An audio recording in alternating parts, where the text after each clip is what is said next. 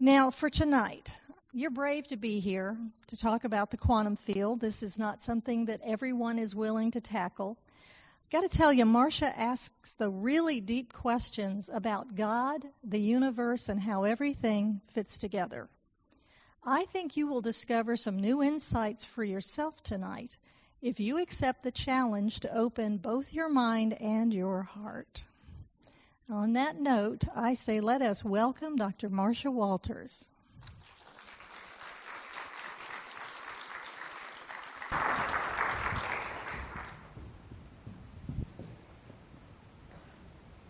Thank you, Janine. It's pretty hard to live up to. I guess I've got my work cut out for me. And my gratitude to Spiritual Frontiers Fellowship and all of you who show up here monthly or semi when you can. Those of you who hold the light and have held this bastion of light for so many years, I give you my gratitude for the opportunity to be here.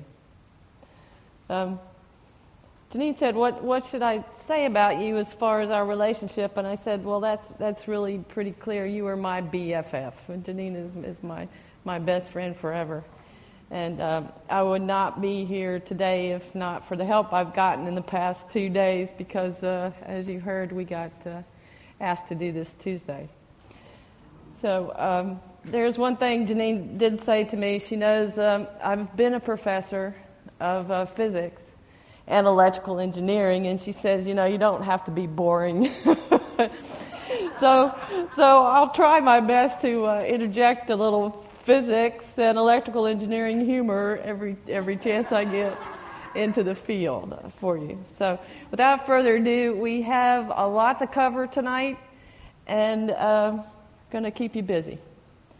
So if we could go to the first slide, that would be great.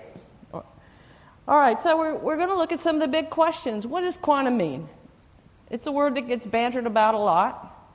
And why quantum? Why do we care? What is the quantum field as opposed to just being quantum? And what's this got to do with spirituality or religion?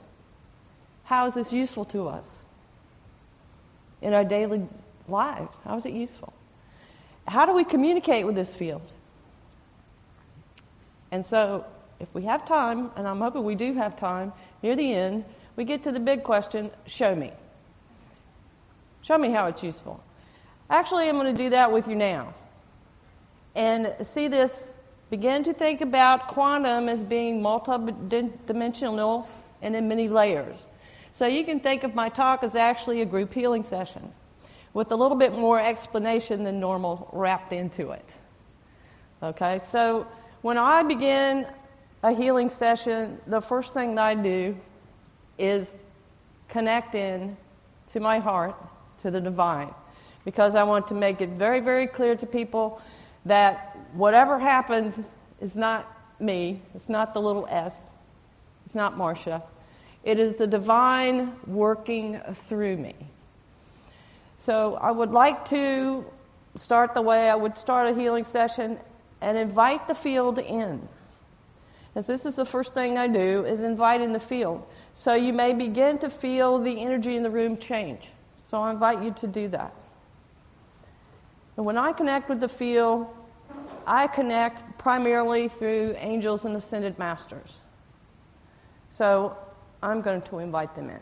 So please close your eyes for just a couple of minutes and join me. In the name I am that I am, in the name of the beloved, mighty, victorious presence of God, I am in me. And through my Holy Christ self, and the Holy Christ selves of all mankind and all those seated here. We invite in those beings of light to work in, through, and around us, including beloved Jesus the Christ and Mother Mary, beloved Archangel Raphael and all the healing angels, beloved Archangel Michael and Faith, beloved Kuan Yin and Gautama Buddha, beloved Elohim, Hercules, and Amazonia, peace and aloha. Call to the heart of the great central sun of Alpha and Omega to send all those beings of light who would join us here as I call for a personal and group transformation for all those gathered here that is in accordance with the guidance from their higher selves and for the greatest good of all. And I accept this done right here, right now, in the full power of the Mother, the Father, the Son, and the Holy Spirit. And for this we are grateful. And so it is. You may feel the energy change in the room, because in addition to inviting the angels and the ascended masters and the Elohim and Alpha and Omega, we have connected directly to the field. Let's talk a little bit more about the field. Could I have the next slide, please? In the field, you can travel back in time or you can travel forward in time, so it doesn't matter. What is quantum? In order to understand the quantum field, let's take a look at the word. Does anybody really know what it means? Let's look at the next slide. We can look at what Webster says about it. Quantum, a discrete quantity of energy proportional in magnitude to the frequency of the radiation it represents. I don't find that very practical in my day-to-day life, do you? So how did this word become an adjective to use in front of absolutely anything to make it desirable? You see the paradox here. That's also part of being in the quantum field. Examples, we have quantum healing, quantum touch, everything these days. You'll find out it's the real buzzword. It's quantum, quantum, quantum. Well, why is that? Can we have the next slide, please? The connotation then of the word quantum has become associated with explaining whatever we cannot explain. It's got to be quantum. Can't explain it, but it happens. It's miraculous. It's got to be quantum. Especially in the unperceived world around us and within us. Now, I'm sure that those of you admit that their world is much bigger than that which we can perceive with our five senses. Can I have the next slide? So let's look for just a minute at a little bit of background, not a whole lot. You don't need to take notes, any of you. The equations I leave the equations for the end, so you can take those and work them when you get home. So don't worry about it. Those of you who have math anxiety. Okay. So let's talk a little bit about the past just for a minute. Next slide, please. So this man before quantum was Sir Isaac Newton. Sir Isaac Newton is basically responsible for the physics that gives us everything we know today. Most everything. Being on an engineering campus, I was really surprised at how much the quantum physics has not even gone over to electrical engineering, except for maybe the material science is really getting into quantum computing and quantum parts. But Newton is still king. Next slide, please. But now, so what does this tell us about consciousness? Now, this is a very important connection between physics and the consciousness that pervades society. Now, you might not have thought that. But Newtonian physics looks at everything as matter. Everything. That's all there is. Matter. With emphasis on forces. Ooh, force. All things can be understood by studying the parts of the whole. So we chop everything up into hands and livers and organs and things, and what else does that sound like? We look at the pieces in Newtonian consciousness. Only that which is observable by the five senses is real. Now, I know those of you out here know this is old. This is where we're coming from. All events are determined by some external cause. Somebody else did it to me. Supports the consciousness of duality. Left, right. For every force, there is an equal and opposite reaction. Matter behaves independently of the consciousness of the observer. It wasn't until the early 1900s with the double slit experiment that science actually considered that the person running the experiment might actually have something to do with the result. But we're getting there. Next slide, please. Next slide, please. It was? Did I skip one? Oh, I did. Okay. He is quick. Quick. All right, so beginning of quantum physics, what happened? It became very obvious that Newtonian physics did not apply, especially at the microscopic scale. By the early part of the 20th century, quantum physics provided a mathematical description of the microscopic world. Max Planck, Albert Einstein, and Niels Bohr are considered the fathers of quantum physics. Max Planck was the first to attach physical significance to energy elements. Quanta. Next slide, please. Thank you. Max Planck. Now, it's not even so important as to what the man did to contribute to the field, but look at his consciousness. These are quotes from Max Planck. There can never be any real opposition between religion and science, for the one is the complement of the other. We're beginning to see the world as a whole. It was not by any accident that the greatest thinkers of all ages are deeply religious souls. Anybody who has been seriously engaged in scientific work of any kind realizes that over the entrance to the gates of the temple of science are written the words, "You must have faith." If you've ever been in the laboratory, you know a lot of faith is always needed. I regard consciousness as fundamental, and I can't see it because of the inset, but it is the derivative of consciousness. Go to the next slide, please. This is the gist of what he's saying. I tell you, as a result of my research about atoms this much, there is no matter as such. That's a different way to think, isn't it? All matter originates and exists only by virtue of a force which brings the particle of an atom to vibration and holds this minute solar system together.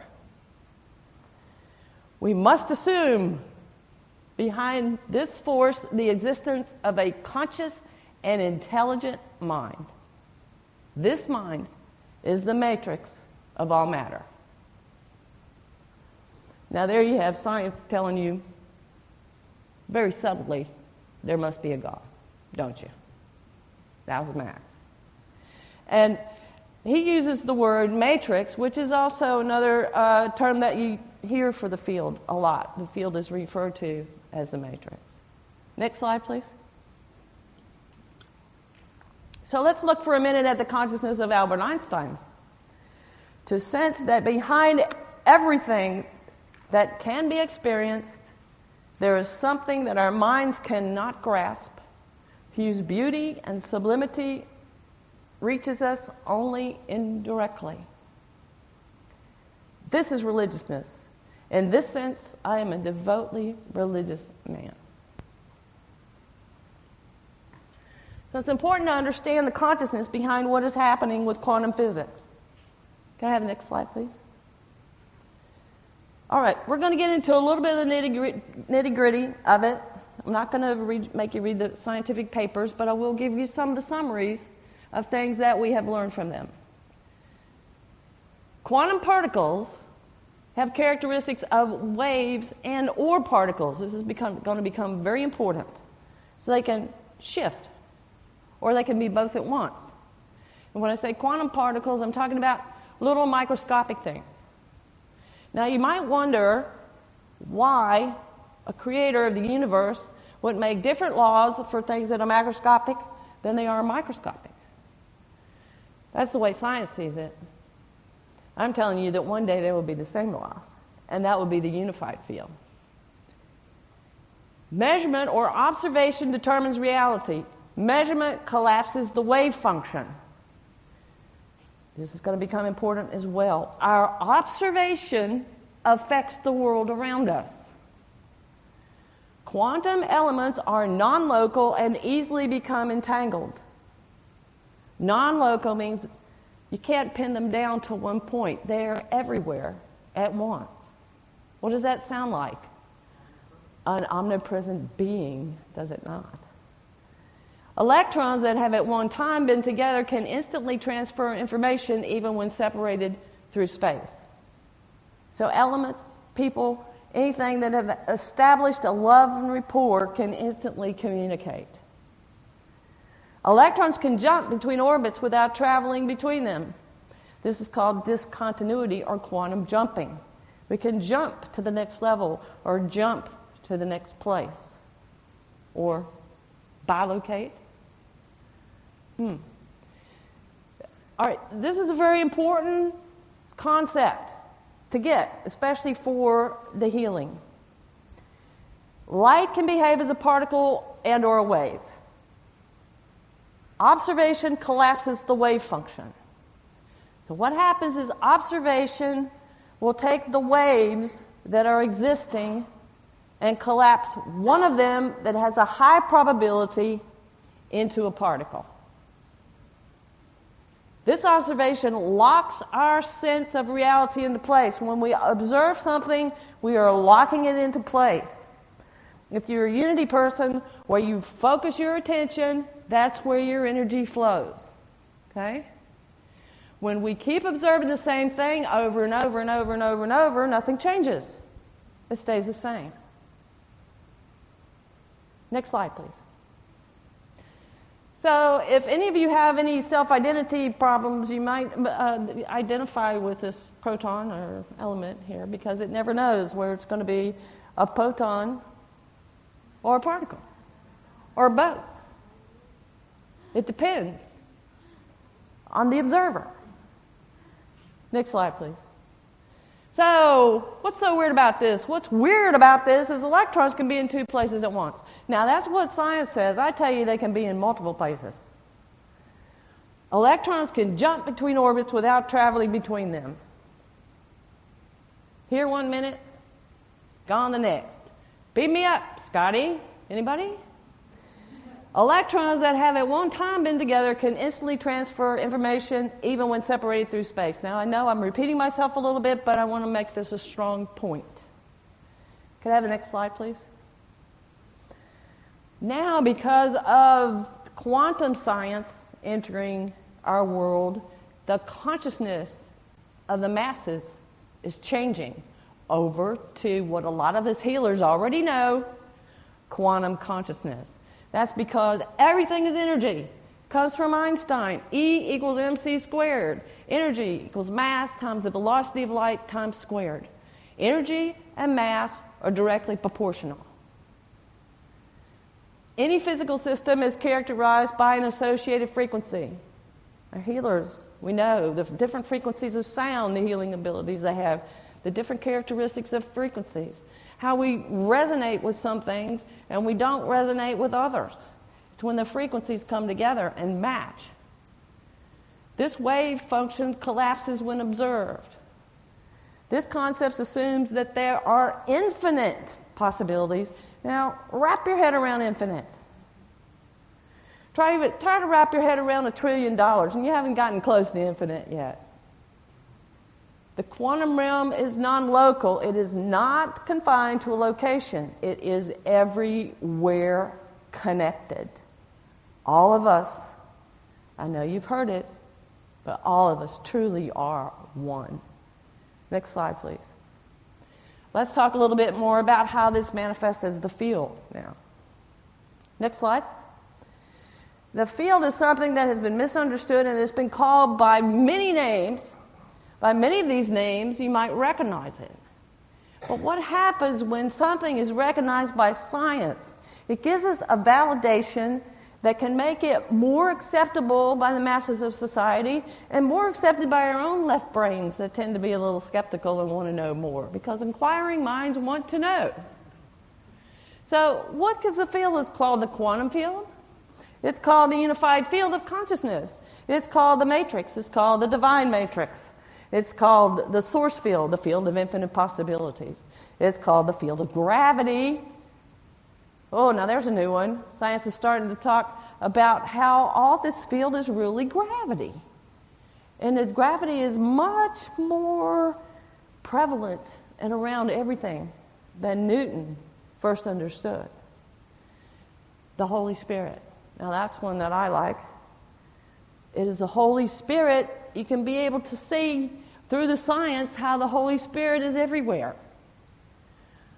0 point field, the vortex, Abraham Hicks terminology, the consciousness of God, basically what it is, the vacuum, the void, the ether, science has proven that doesn't exist, by the way, and the Akash.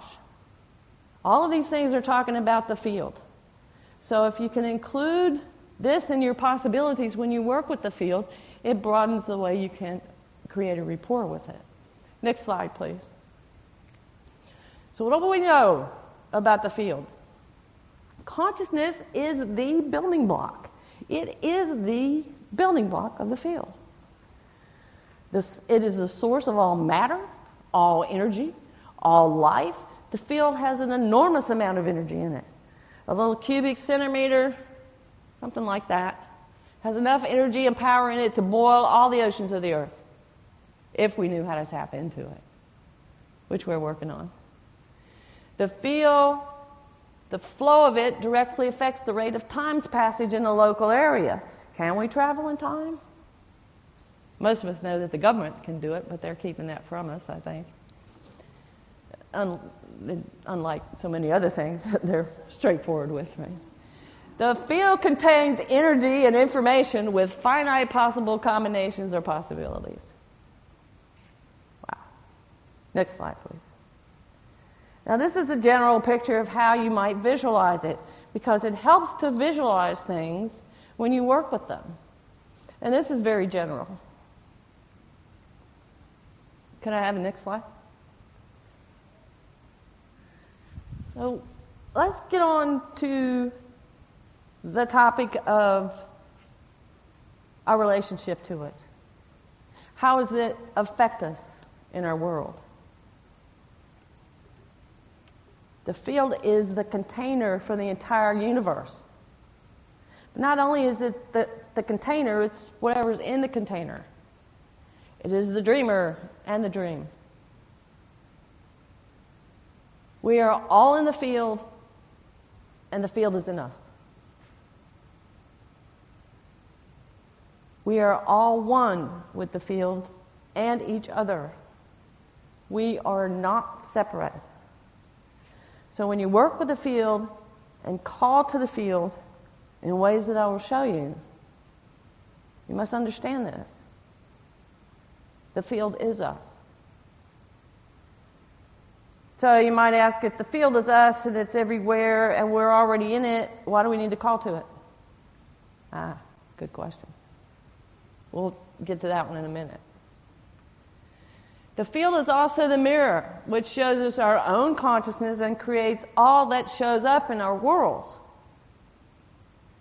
So the field takes our consciousness and mirrors it back to us in our lives.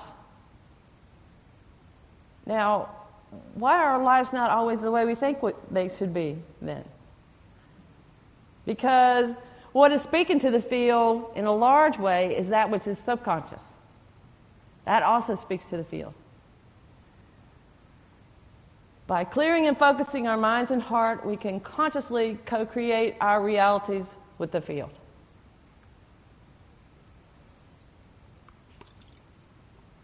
Next slide, please. Now, when we start talking about fields, it can get very confusing. Other than knowing all the different terms for the field, there are also many fields within the field. So we have fields within the field. We have electromagnetic fields. We have morphic fields. We have morphogenetic fields. So how can you tell what you're working with and what's what? Basically, what happens is the field begins to organize itself.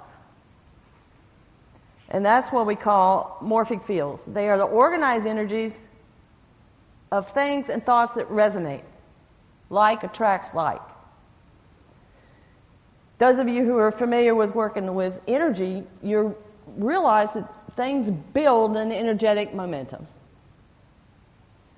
The prayers that have been said for eons are some of the most powerful ones, because what happens when you chant these old prayers in the ancient languages, you are lining up with anyone who's ever said those prayers. So if you can line up when you're working as a healer with things that have large momentums, then you have use of that. You have that at your back. You have that for your support. Like with the, let's say the Om Mani Padme Hum, or just the Om. You know how that feels so deep and resounding, and how it just spreads throughout the universe? Let's do it together for a minute. Let's do the Om. And just feel the energy when you do it. And see if you can't begin to feel the connection with everyone in the room and everyone who has ever said the Om. And the Om is the wavelength of the frequency of our universe. Ready?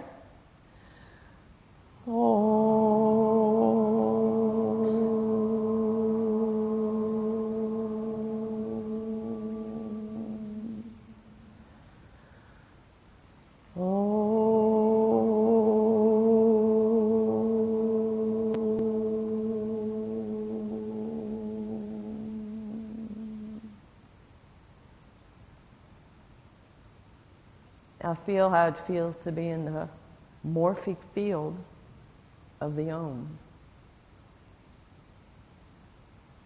Now the same thing can work against you, of course.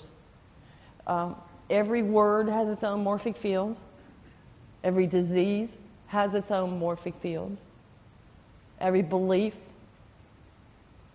every chair. Every morphic field, let's say that chair has its morphic field in it of every chair that's ever been created, any design that's on a designer's desk, anybody who's ever built a chair, it's in there. This is why one of the ways as a healer, we want to stay out of those morphic fields that are in the mass consciousness, if at all possible. For someone to get a diagnosis from a doctor of some horrible disease, when that happens, they step into that morphic field. And everybody who's ever had that disease, every doctor who's ever treated that disease, all the research that's been done on that disease. So if any way we can, we want to soften the language around things and see them as unreality, but see them as symptoms. Because even though we say this world is an illusion and things are not real, they sure feel real when we're in pain, don't they? They feel real when we're in joy. So it is a matter of the way you think about things. If instead of saying someone has cancer, say, well, they have an uncontrolled growth that's causing them pain, then you don't step in that morphic field. And there are also ways to get people out of it. But it takes, it's 100 pounds is worth an ounce of prevention, right? It's easier if you cannot go there. So we have morphic fields. Morphogenetic fields are the subculture or subclass of morphic fields that are around living people. So living organisms. There are morphogenetic fields of trees and humans and you can see pretty well, I think, that organizing morphic fields, so things that are alike and things that establish a rapport with each other, they start to attract each other and go together. Now this is one of the key secrets to working with the field. Because once we open a portal to the field, and that's as easy as I've already done it for you, but I'm going to show you how to do it in a few minutes for yourself. Then we can step into these morphic fields that will assist us. I step into the morphic field of the angels and ascended masters. I can step into the morphic field of all the prayers. I can step into the morphic field of the healing angels very easily. That's primarily where I go first. There are also many places you can go for healing help in the morphic field. And you'll find some things, though, they split. So the organization of the field is really quite complex. Next slide, please. For a visual representation, this is what happens more if you could really see the fields energetically. All waveforms in the universe are actually spiral. They're spiral dynamics. I know you have that sense if you've ever looked at sacred geometry at all. Look at the nautilus shell in the lower right-hand corner and the energy associated with it. It's a spiral. We think of it as waves. We talk about it infinite waves. But the waves are the 2D representation. And when we really get to the 3D dynamic, it's all spirals around it. Now, once you start developing your sixth sense, that Newton says you can't do, but you know better, one of the things that you will start to see is movement. Something will get you that's moving out of the corner of your eye. Usually, like, you know, you might catch a little gnome or catch a little fairy when you're in the woods, or you might see the ascended master briefly, or an angel. And you know, the minute you turn and try to look at them directly, they're gone, right? You have that experience. These are torsion fields that catch our attention. They're little movements in the field that get us first, because everything moves with that spiral. Next slide, please. So then, the little that we've known about the quantum field already offers us possible explanations for things that we metaphysicians know have been able to happen for eons, right? Science is starting to catch up a little bit. They're really getting to the point where science is becoming useful. I know none of my colleagues are really in the audience, so I can say that. But these are some of the things that we have seen that have happened, those of us who are metaphysicians, that this quantum field can possibly explain. We've seen advancing plants through time. I know any of you've seen the little Buddha while he stares at the plant and it bursts into bloom. And there have been evidence that does happen. Spontaneous healing, distance healing, telepathy, time travel, teleportation, bilocation, and the existence of parallel universes. Now, what science helps us with is that maybe if science is weird, we're not so weird either. Actually, we're the new normal, you know. Somebody asked me if this wasn't my autobiography talking about weirdness, you know. But my colleagues, my engineering and professor colleagues, I was always the weird one, no doubt. Okay, next slide, please. All right, so now this is what you've really been wanting to know, is how do we co-create with this field? How do we really commune with it? Next slide, please. Let's talk about what it is to work with the field and to understand that the true religion and true science, they are the same. They are all the unified field of consciousness. Now, you can call this God if you want.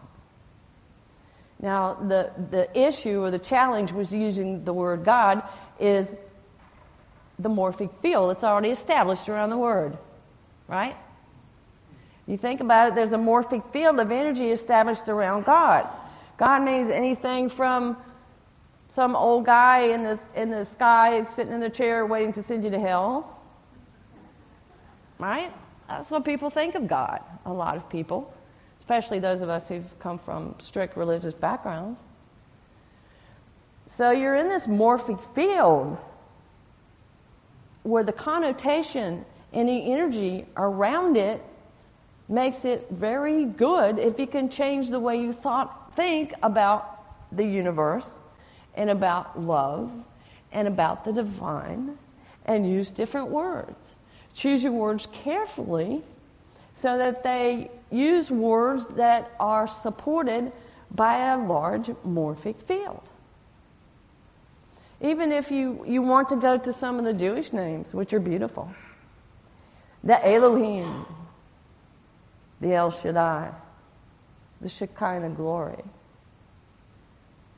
See, these still have a beauty with them associated with the language that's not in what we use God. But if you want to use God, that's it. But realize that maybe the meaning needs to change for you. So the key is everything in your personal world is an effect. Everything around you, it's an effect. And the cause is the unified field of the heart. Now, there's no judgment around the universe. The universe is a very clear, it's like when you go and stand in front of your mirror in the morning, if you don't particularly like what you see, do you judge the mirror? Of course not. You might be tempted to, but the universe has this love that abounds everywhere, but yet it has this neutrality about it. The universe doesn't judge us. Ever. And it's not to say that we should judge or blame someone else. Okay, if I say, you know, we have this saying, we create our own realities, right? And what if somebody gets sick? It's not a matter of blaming you or even holding you responsible, because there's so many things at play. There's so much in the subconscious. There's so many things when you work with the divine, all these things that we see as bad, they all have a silver lining. They're all here to teach us something, to expand our consciousness. That's why we're here, to grow.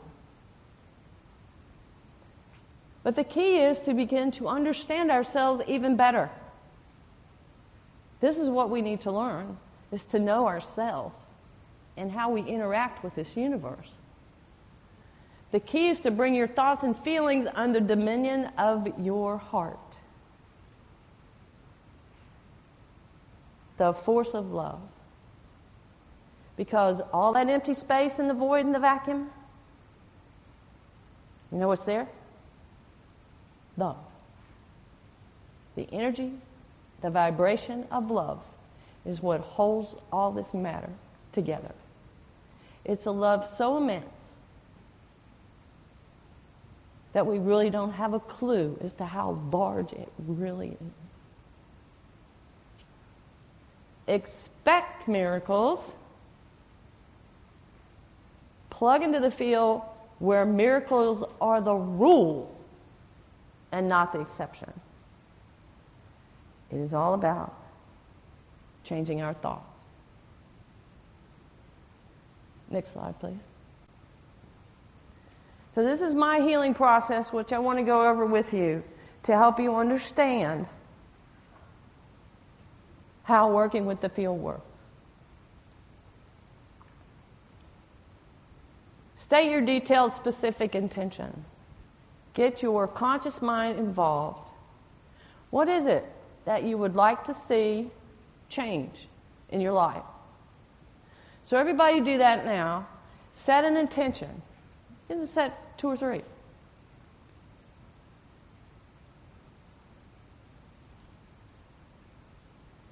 Then make sure you're centered and consciously connect to the Creator, to your source, to the field, to however it is that your higher power manifests in your life.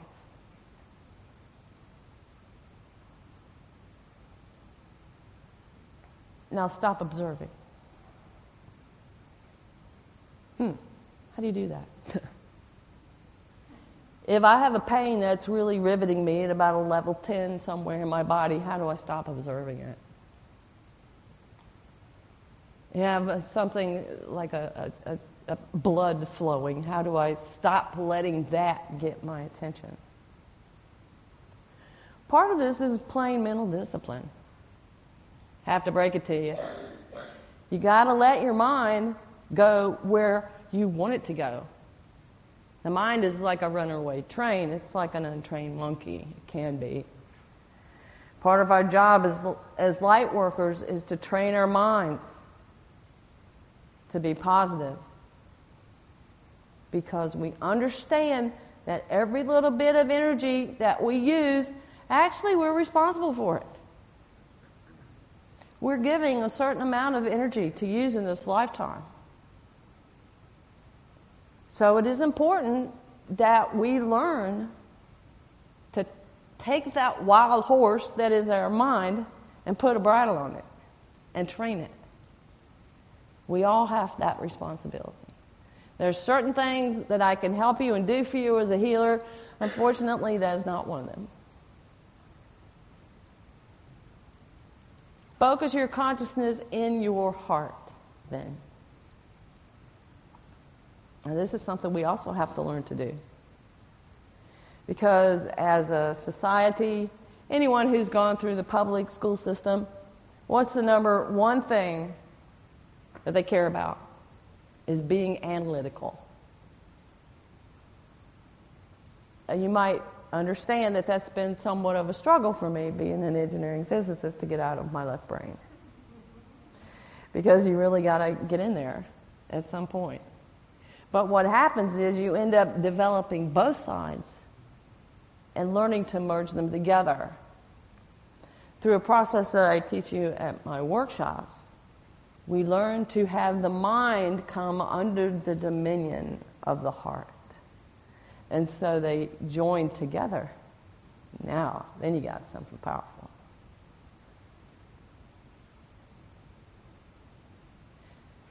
And then surrender to the power of the universe. Another thing that most people don't always find easy to do is to surrender. If you have in your mind, this has got to change, this has got to change, this has got to change, I can't live with this, and some things, it really captures that way. Because in our lives we feel such burdens with pain and disease and suffering. But acceptance of what is has to be part of it. It's easy to understand, but it's not always easy to accomplish, is it? I don't know if you've ever had the experience of losing your license or losing your keys, right? You ever lose your keys, let's say, and you search all over for them and they're all gone, or your wallet? Oh, that's the worst. You get a new license and you get a new credit card and you stop all the others and you just figure you've lost the cash, and then you go through the process, and then what happens? You find your wallet, right? Isn't that how it happens? Or your keys? It's because you've gone to that length to let go. So that's a great example for how so many other things work. When you surrender to the power of the universe.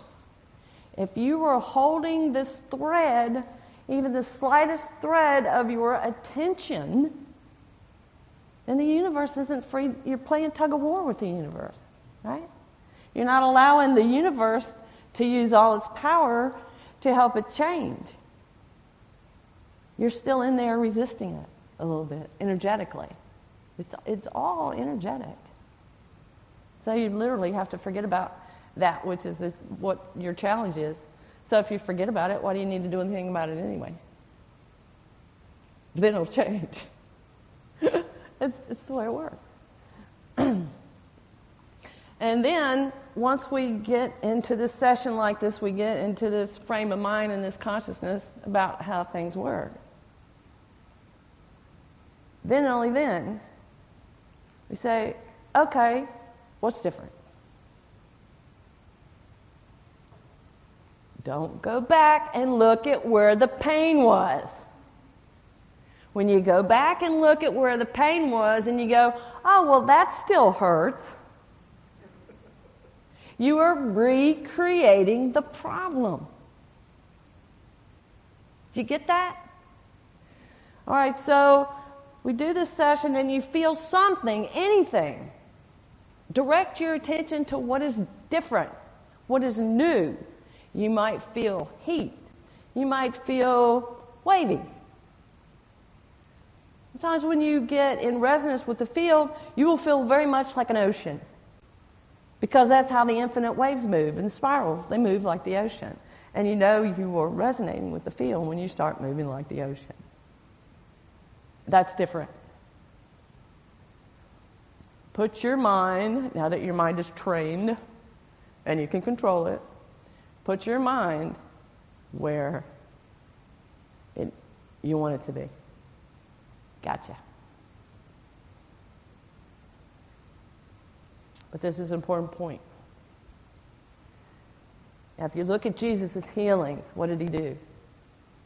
He told people, go and tell no one. Right? You know why he did that? Because your old buddies, your old neighbors, and your old drinking buddies, and they knew you the way you used to be, or your doctor. Go and tell your doctor. And he pulls out his test results that are a month old and says, well, you're such and such and such and such and such. I don't know if you're going to tell you, well, the power of God has changed all that. You need to take new tests. Okay?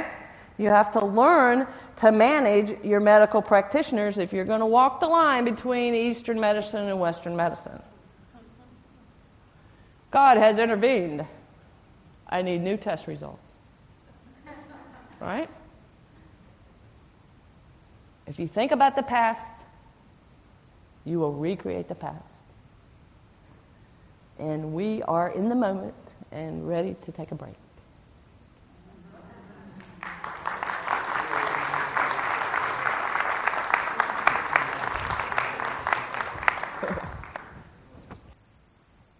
This is a good place to start. Let's go over the healing process in a little bit more detail. It's important to let the universe know what it is you desire. It is important to center yourself. And when it comes to the centering process, when you drop into your heart space and learn how to do that, it can happen very quickly. That you can come in connection with your higher self. You don't have to meditate for hours. The days of being a yogi on the mountaintop by yourself are kind of past us. Now, the stop observing part is really when you use your second sight. You stop focusing, but you can do a soft observation. You can talk about what you had for lunch if you want. But at the same time, you are taking advantage of all those sensory perceptions that is not directly focused on one thing. Or we can call this a soft observation or a soft measurement, because you're actually still being very fully present. When you focus your consciousness in your heart, that is very key to this process. And that is the first step of my workshop that I teach when I teach people to work with the field, is how to get deeply into the heart space and establish rapport. It really is key. And surrender to the power of the universe, we talked about that, and observe what is different, and I don't care what is different, but don't go back to where the pain was. And be in the here and now, because you realize after you've experienced a healing session or had a healing experience, you will be different. Because the field comes in and changes you. As long as you're open and receptive to it. You can resist the healing, certainly. If you're open and receptive and you let go to the infinite mind of the universe that is all consciousness, all love, all information, all wisdom. Yeah, if it's up to me, I'd say do what you think is best. when it comes to that.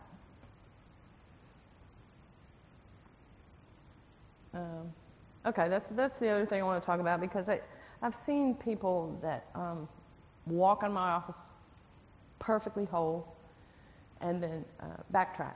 And I want to be sure that I educate people so that they don't experience that. And you can always come back, but it's better if you just take care of it the first time. All right. Okay, next slide, please. All right, so then we consciously create a rapport. When I start a healing session, or if I teach you how to do it, the first thing we really develop is heart awareness. How open is our heart? What kind of rapport do we have with the person in front of us? Do we have any hidden prejudice that's showing up out of our own consciousness? If so, we got to get that out of the way and deal with that first. We all do, you know. I didn't know. It wasn't until a couple of years ago that I didn't realize what a deep prejudice I myself had for country people. Not just country people, but rednecks, okay? I grew up with them. I was one. It was the quickest thing I could do was to get out of there. And so it wasn't until I went back to visit my brother and my father when he was getting ready to pass that I realized it's like, wow, these people are ignorant. And I'm like, oh boy, is that judgmental or what? So I really had to deal with that part of my shadow side, and that I hadn't really faced in years. So things like this, they'll come up, you know. And so now if I pass by your house and you have your car up on jacks, I won't say a word. I won't think a word. It's okay. The city might, but so you drop down then into your heart-centered awareness, and what this does is it puts you on the same wavelength with the love of the universe. Remember, we asked before if we were all in the field all the time, why do you have to get connected to the field? It's because those morphic fields of organization, bless you again.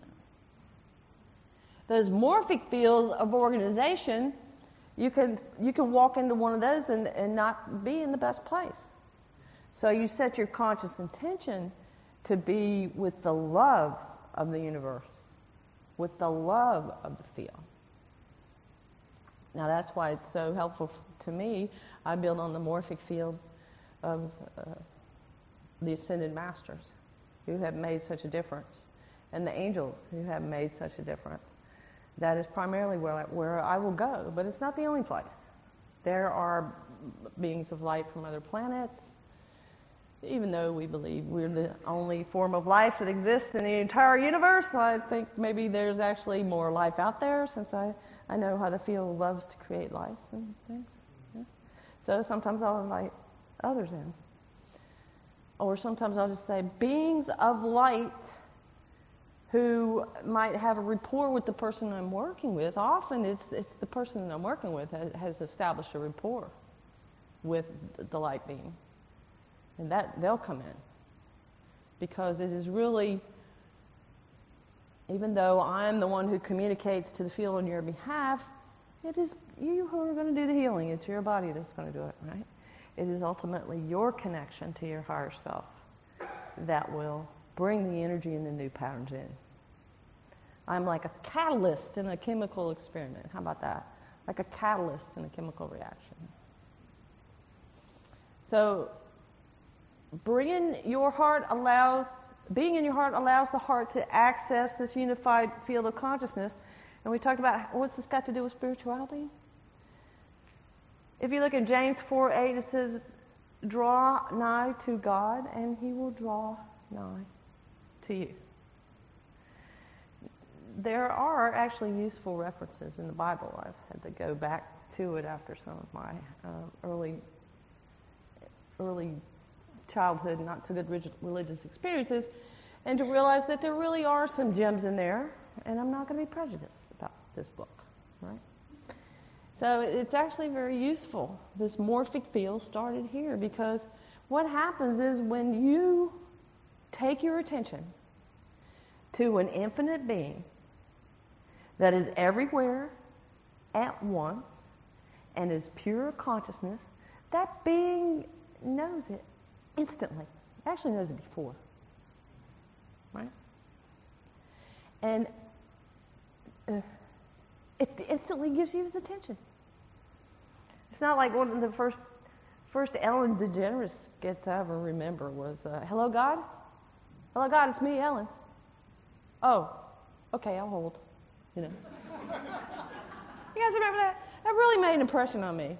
It's like, it's not like that. You've got this infinite being, and you get an immediate response. You may not know it. You may not recognize it. It might be later when you recognize it, but the response is immediate.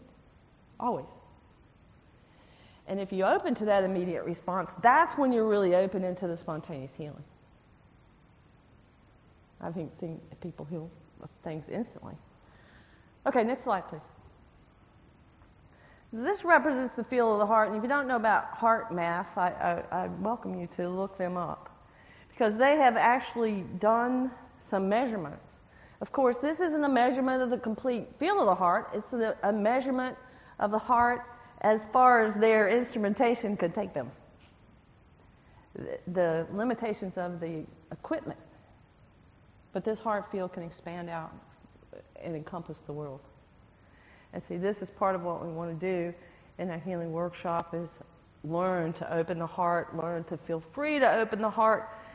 You don't have to be protected to open the heart. And a lot of times there's some energy clearing that needs to happen before you can really open your heart and love the world around you. Let's just wait. We're almost question time. But what happens is you expand this field, and you can see it. If you think about the pictures of the morphic field that we had, what happens is the love of the field comes right to it. It is the law of attraction. It is like attracting like.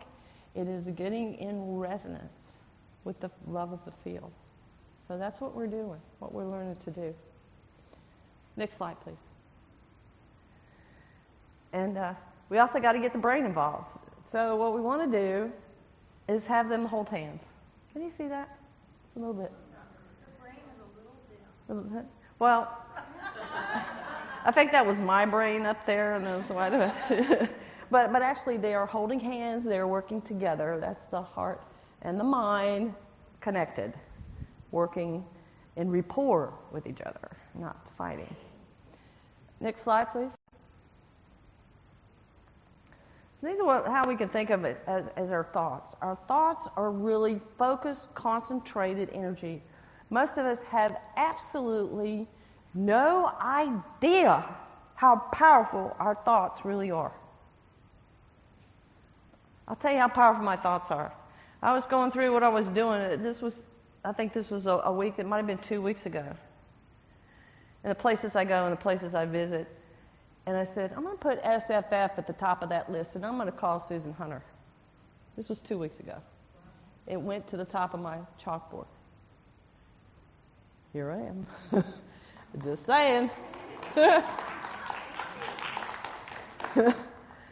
Because this is an awesome place to be. And I moved to Raleigh a year ago, and I love it. And I'd like to do everything I can. So you can think of your thoughts. I mean, they are more powerful than that television signal or the radio signal or the cell phone towers. Think about how powerful they are. In your mind, you just don't see it. You think a thought, and it goes out forever into the universe.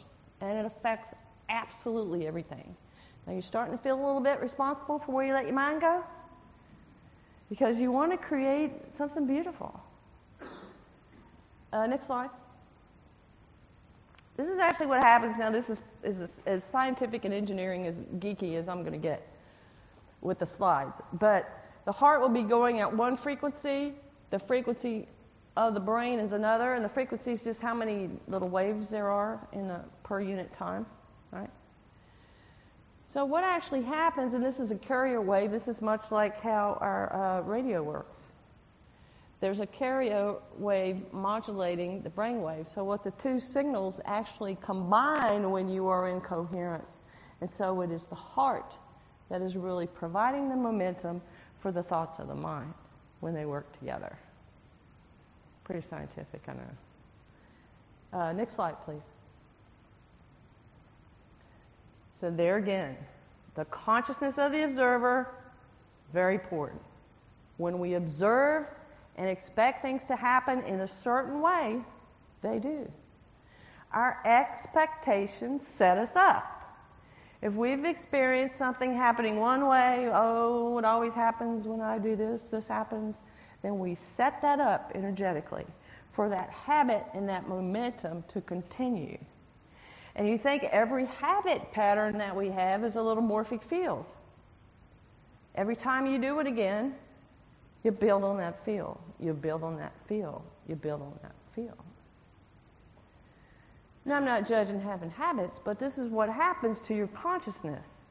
So having any kind of habit can get in your way of not being connected to the divine in the moment. Because what happens when you get in your car to go to work and you go the same route that you go every day for the past 10 years? Your mind just, it starts, you get to work and you go, how did I get here? Right? You have that experience? Because the energy of the habit will carry you forward. And I'm not judging it, but I'm saying when you let that habit pattern carry you, you are not being connected to the divine in the moment. This is something that happens. And it certainly, you know, when it comes to addictions, it becomes the more somebody does something, the harder it is to break it, right? This is what happens. They're growing morphic fields, these energetic patterns. It's like you are in this beautiful building that's not really that old. But you feel the energy when you walk in the door here? These energetic patterns creating quite a momentum of the love for the divine in so many different ways, that it builds this morphic field of this organization, of the organizations that come here. It is the momentum of SFF that is in this room right now. It's a beautiful thing. We can expect to see what we've always seen. Or we can expect to see something different. I'm going to wake up this morning, God, let's do something different today. It is important to always challenge yourself to do something differently. Observe yourself, get to know yourself. If you always lead off with your right foot when you go to walk, notice, are you left-footed or right-footed? If you always lead with your right foot, then start leading with your left foot. If you're right-handed, then start doing some different things with your left hand. This grows new neural patterns. In addition to the energy around us in the field collecting the information, which it does, it is truly the Akash. Everything that happens in this room gets recorded in the energy field, the Akash. Everything. But it also happens in the neural patterns of your brain. The neural pathways get stronger and stronger.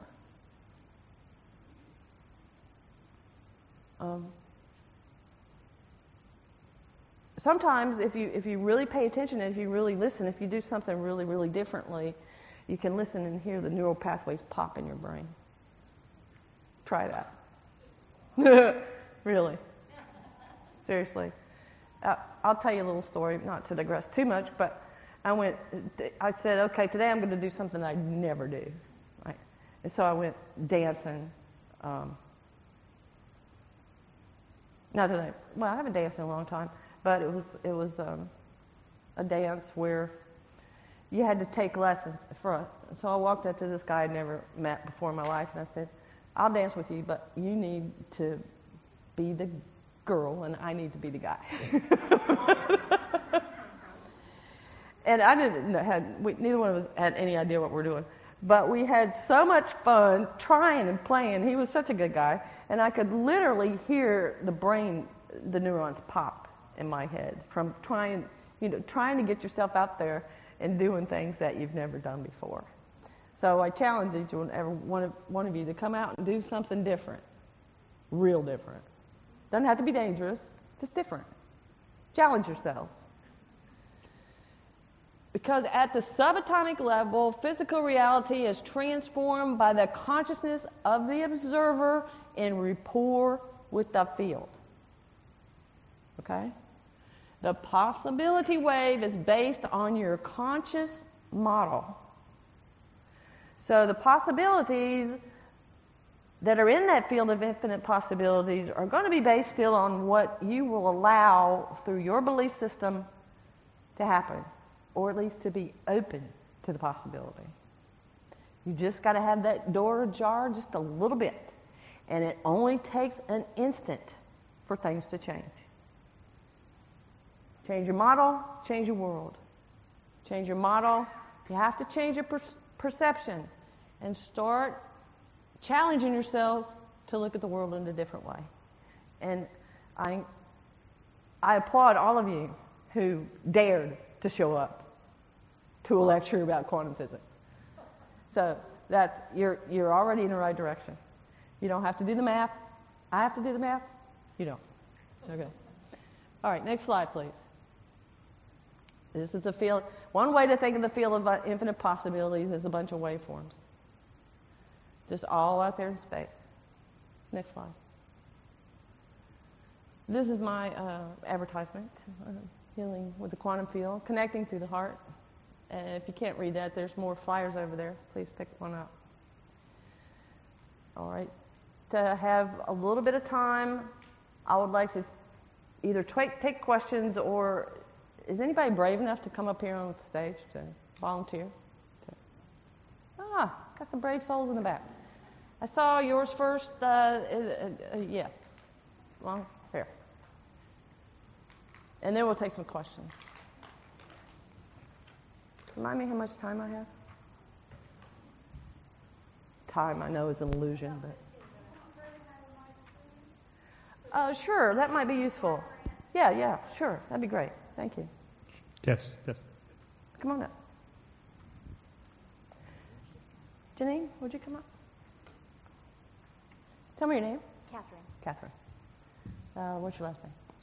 Jane. Married name. Catherine. Step away so people can see a little bit.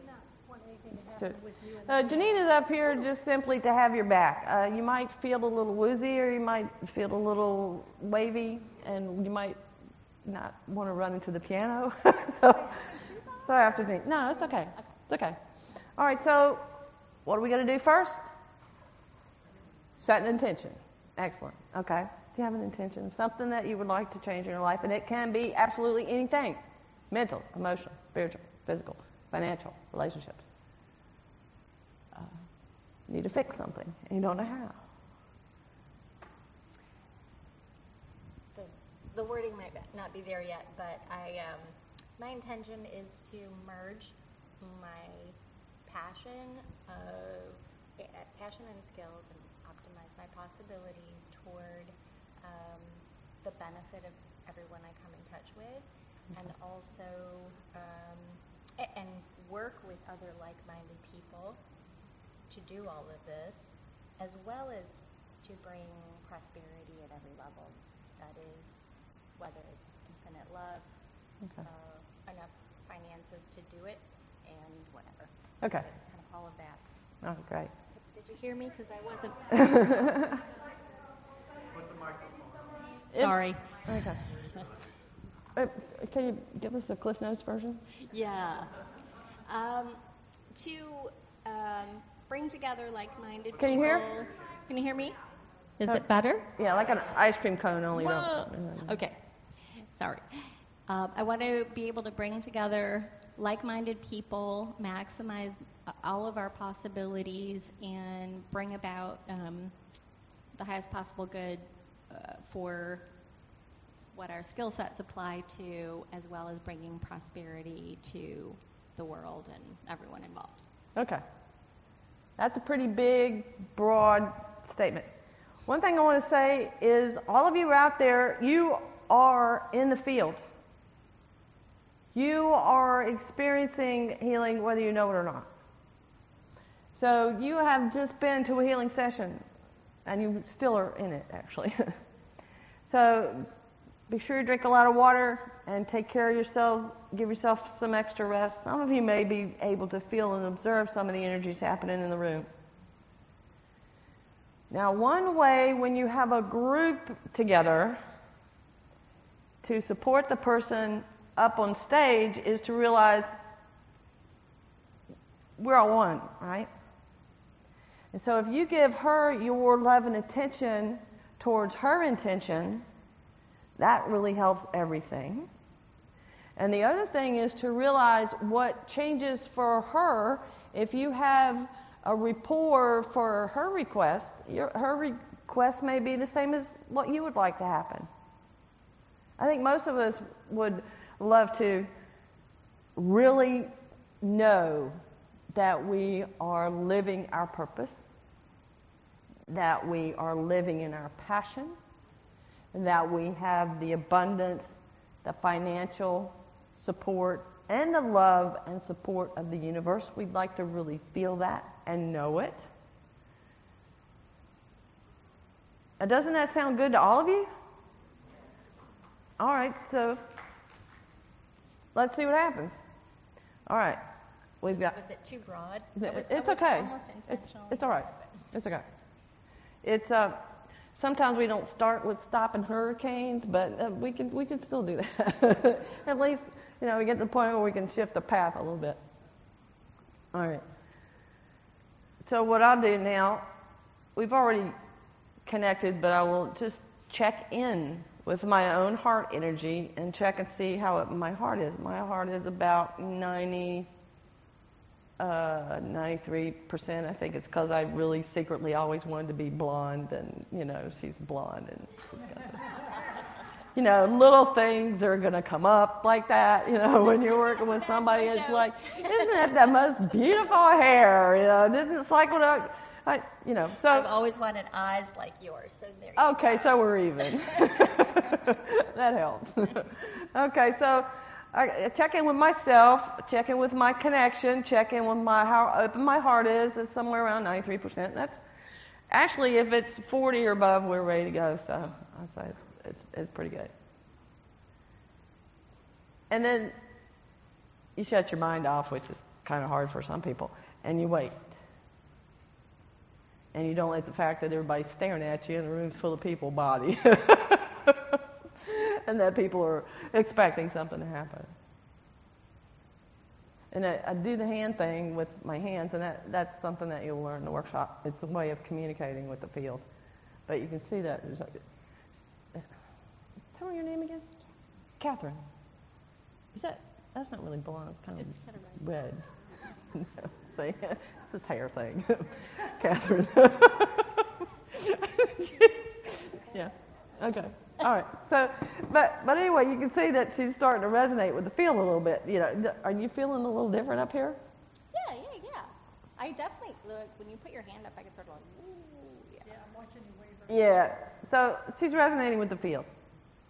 Now, with such a broad intention like that, it's going to be difficult to know exactly what is going on. And so when we do this, we don't want to judge it. It's not about... That's the other thing, is you have to not be attached to what you think you see happen. So is it important to have the words directly to what is more in my mind, visualizing? I'm sorry. Is it important... My words were broad, but I can visualize. Okay, visualize it. So visualize away, is it yes. important to be those two things to be exact, or Oh, can no. I just really more visualize that? See, the thing is, the universe knows what you really want. Okay, that's right. I put it out there. But it's here. I don't want two of these. I'll be crazy. All right, the universe knows what you really want. It's a matter of bringing your attention to it and your expectation to. Now you're expecting to watch something change, right? But now I secretly have a different intention. Who knew, right? I have an intention that whatever happens in the highest priority for Catherine's highest good is what's going to happen. So my intention's a little bit different.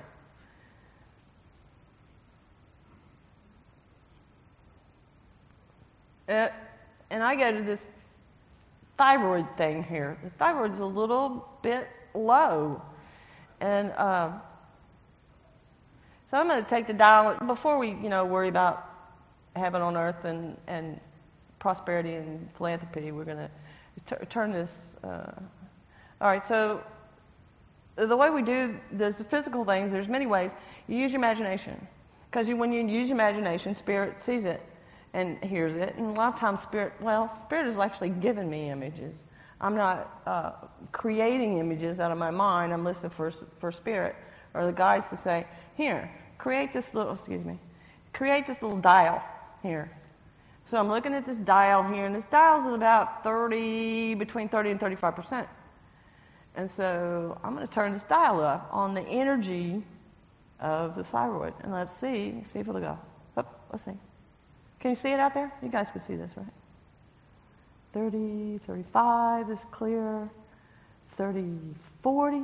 All right, some of you might resonate with this issue out there. Okay, you might know it or you might feel it. So you will have the experience of this field and this issue at the same time. All right, because I am non-local, and actually there's one of me standing beside every one of you because I can be at more than two places at one time. 40, 50. 50 is real nice. 50. And it told me iodine. Okay, so energetically, sometimes we can do so much. And get, before you just really need some iodine. Okay? So I could recommend something for that. And then, then we'll go to heaven on earth. And philanthropy and... All right, so this is what I see happening now. I see this little sphere just kind of popped in out of, in the mentions, this ball of white light here. And there's it's a ball of white light over all Catherine's challenges to all the little things that are in the way of her perception that it's difficult for her to achieve her goals. All right, so we're going to put them all in here. All the stuff that she feels like is standing in the way. Okay, you guys feeling this? Because there's little bouncing balls in front of everybody's third eye in here. Right? I can see them. Okay, there's the challenges, and there's this white light just loving it, caressing it.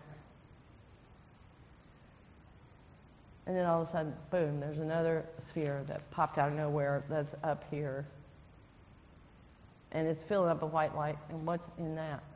Oh, it's the solutions to all the challenges. You know, before you even have a problem, the solution already exists, right? You're aware of that? So all the solutions are up here in this ball. I see it growing, and the crown chakra's expanding to allow it to come through. And there's a little information line going between the two. It's like this ball saying, oh, this will take care of that. Oh, this will take care of that. Oh, this will take care of that. So everything's setting up to just go through with grace and ease. So that Catherine can, A, fully know what her passion is, B, fully supported to express and pursue that passion with the help of the universe. Okay. Now, what's the next thing we want to do?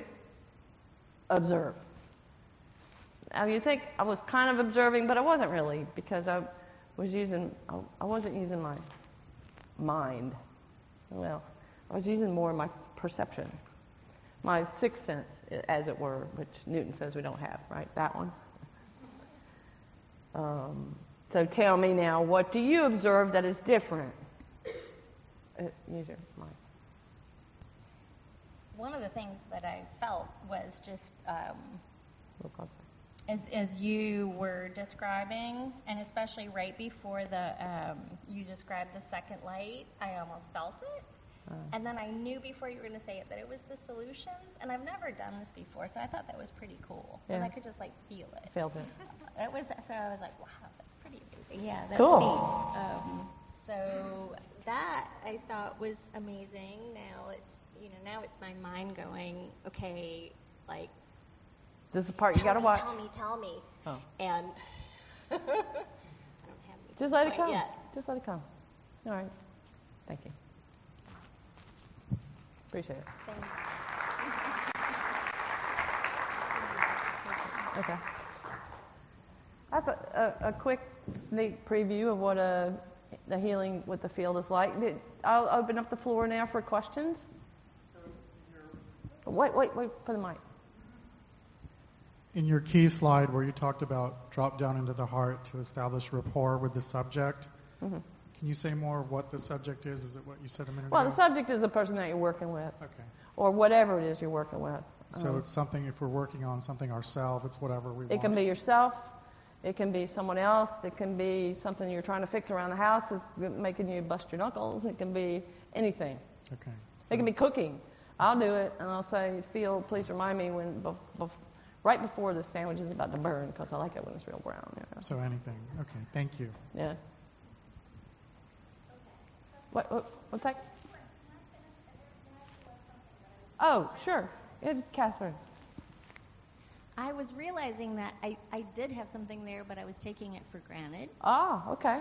I kept feeling the presence, or sort of like right here where that ball was. There's a Rinpoche in Bhutan who has had an impact on me recently, and that was the feeling I was feeling a lot, like very strongly.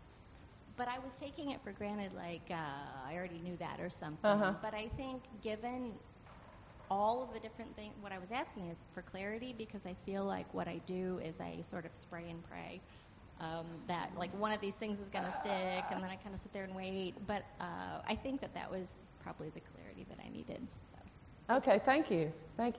And that brings up a really good point, because sometimes when some of these changes happen, they're very subtle in the beginning, but then they start to grow momentum. And when you notice them, you take your attention to them, you are adding the energy of your observation to them, and that helps them grow, which is another reason that we don't want to focus on the past, is because it is different, and it's like a little seedling sometimes that needs your focus and attention. Thank you. Up here in the front. Could you tell me your name, please? Bonnie. Bonnie. Something I find myself doing a lot, and it's just a compulsion.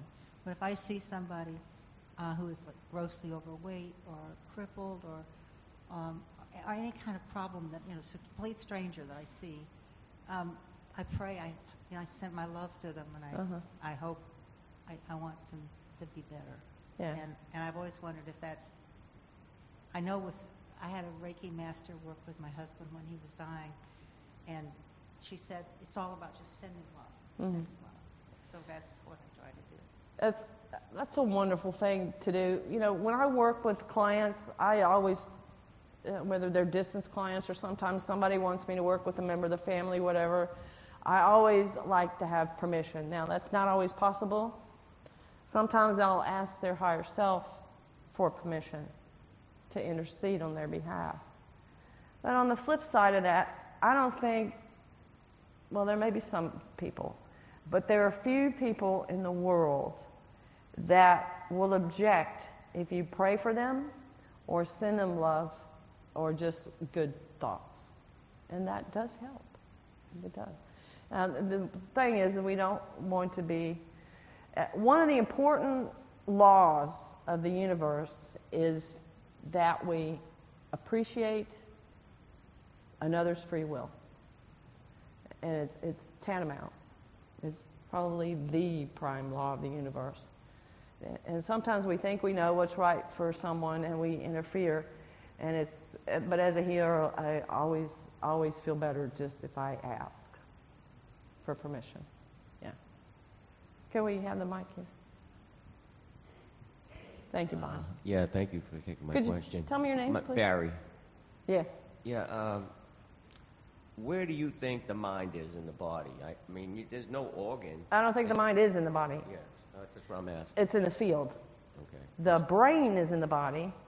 But, you know, studying the Egyptians, and when they entombed and did the mummification, they would always very carefully seal all the organs into the clay jars and things, except for the brain. They took that and threw it in the trash. So it's pretty much like what I compare it to is your hardware for your computer. And the mind is more like a software. And it's definitely in the field. Definitely in the field. It's more like your subconscious or your consciousness or... Yeah, consciousness, you know, because we're not just physical bodies. We are these amazing creatures, beings. And we have a physical body, and then we have a mental body, then we have an emotional body, then we have a spiritual body or a light body, and as part of our job is to expand this light body that we have. And before we can really do that, we've got to line up that physical body with that mental body, with that emotional body, with that spiritual body. And that takes a lot of work on your psychology and different things. So we're amazing beings. One more question on spontaneous remission and diseases. Uh-huh. Why do some people connect to that and other people cannot connect to that?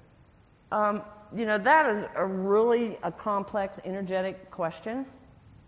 In order for a healing to really happen spontaneously, first of all, the door of possibility of your consciousness has got to be ajar, at least a little bit, of the consciousness of the person you're working with. If the person you're working with is totally determined that nothing's going to help, then nothing's going to help. But if they open up to the possibility, and that's all it takes, is the door has to be ajar, and the healing can come in an instant. But people are all different when it comes to healing. A lot of times when people that you work with consistently will not heal, very often, sometimes in their life, they're getting some kind of a payoff for being in that condition. They might have neighbors in the church and everybody trained to wait on them hand and foot, and they might rather enjoy that. There may be some payoff. They may be getting, if you try to heal somebody who's on disability and you go up against them losing that check, a lot of people in that situation would just as soon stay disabled. So it's a very complex question that you're asking.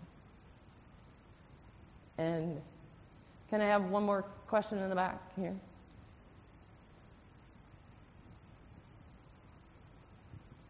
Hi, I'm Lori. Thank you for coming out tonight. This has been fantastic. It's my first time here. I'll definitely be back. But my question is, when I'm trying to connect, with the Creator, I'm wondering if you can give us any signs, because I'm always looking for something really obvious or some overwhelming feeling or something. Like, how do you know when you've made that connection? That is a really good question.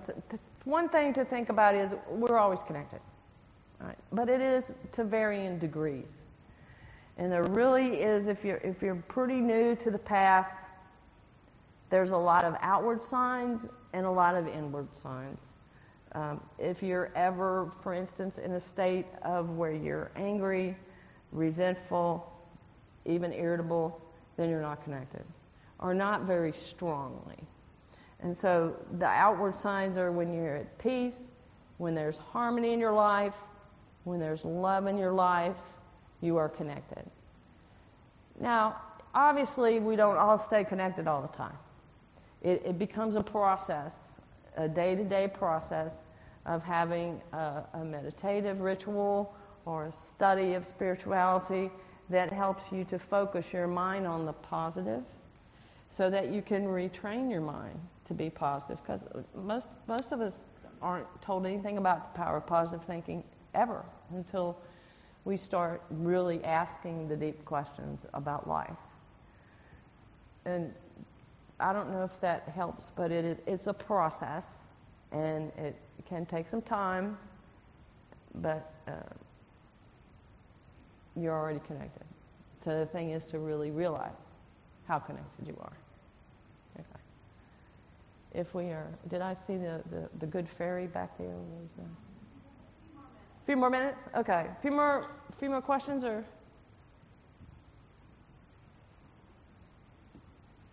Hi, I'm Bailey.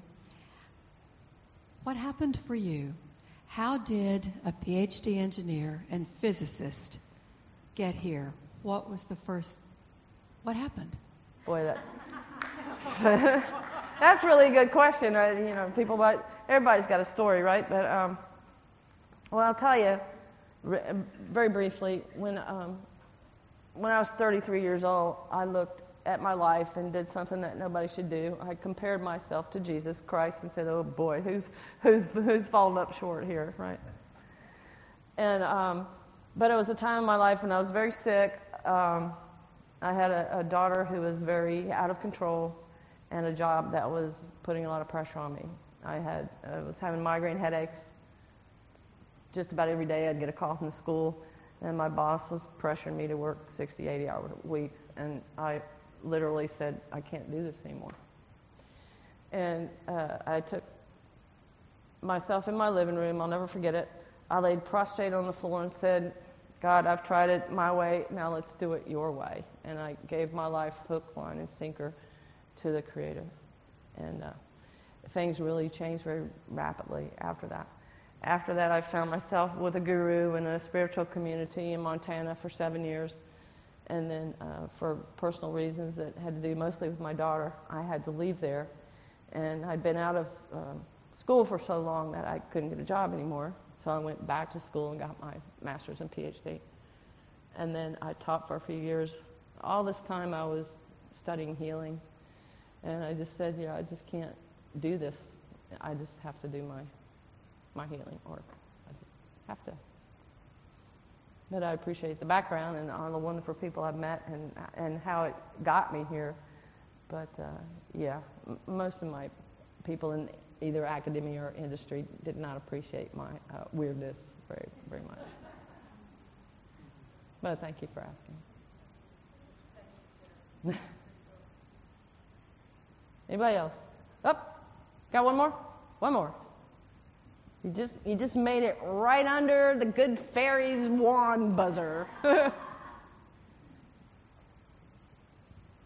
Please tell me your name first. My name's Christine. Okay, thank you. My question is, since you said part of your story, when it comes to your children, that seems to be, for me, where I really have some resistance in my life when it comes. I only have one child, and he's 19 now. Yeah. So, but it's drawing those lines, boundaries, and stating intentions for myself. What could you give any advice for that? Actually, I'm a really good one to give you advice for that, because I have one daughter who, when I went to my spiritual community, she was like, "Oh no, we are not doing this." Our children are not ours. We offer to sponsor them in this life and to take care of them.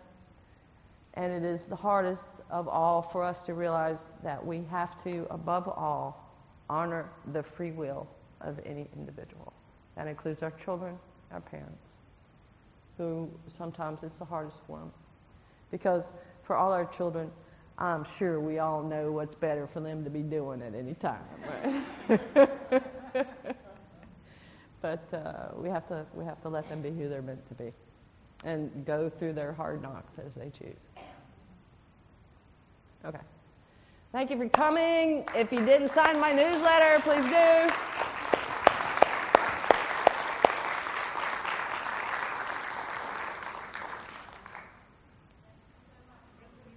do. You're welcome.